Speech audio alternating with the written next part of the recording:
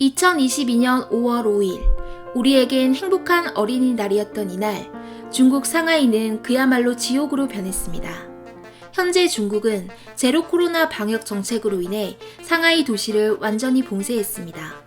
무분별한 봉쇄로 인해서 상하이 주민들은 먹을 것도 구하지 못하고 집 안에서만 생활해야 했죠.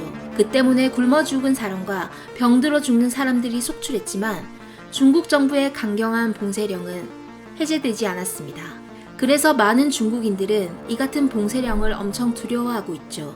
그 두려움이 낳은 이번 사건, 중국의 애플 노트북을 만드는 공장에서 벌어진 사건입니다. 한밤중 애플 공장 직원 수백 명이 갑자기 우르르 공장 밖으로 쏟아져 나오는 모습을 볼 수 있습니다.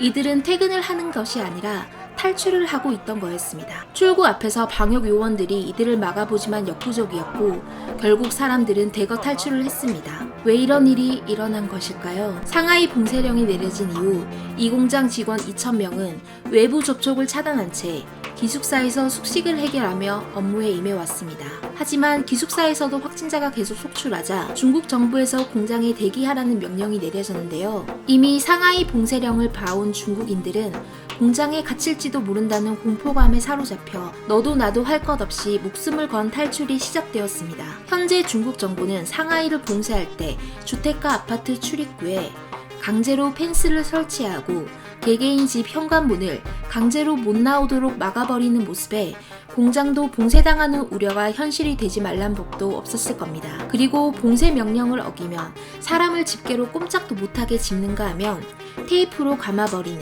비인간적인 조치를 행한 사례들도 있습니다. 트럭에서 건네주는 바나나와 먹을거리를 얻고 눈물을 흘릴 정도로 극단적인 봉쇄 정책을 펼치고 있는 상하이. 기본적인 식량조차 부족하다 보니 배고픔을 견디지 못한 시민들은 밖으로 나오는 동시에 이를 제지하는 방역 요원들과 몸싸움을 마다하지 않습니다. 그리고 식량을 두고 서로 차지하려고 싸우는 모습까지 마치 지옥을 탈출하려는 아비규환의 모습을 보여주고 있습니다. 그에 반면 한국은 현재 코로나 감염자가 급속도로 감소하고 있고 얼마 전 코로나로 인한 거리두기 제한과 영업시간 제한도 모두 풀 정도로 사태가 안정적으로 흘러갑니다.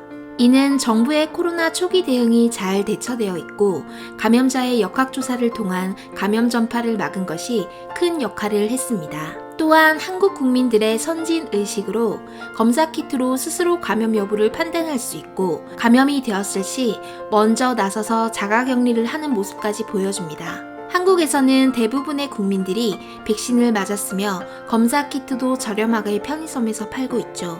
이처럼 한국은 중국과는 달리 코로나에 대한 대처 시스템이 잘 구축되어 있고 그로 인해 도시 봉쇄라는 극단적인 카드를 쓰지 않을 수 있었습니다. 이는 정부의 역할도 중요했지만 우리 대한민국 국민들 스스로가 단합하고 하나로 뭉쳤기에 가능한 일이라고 생각합니다. 이상 2080 유튜브였습니다. 감사합니다.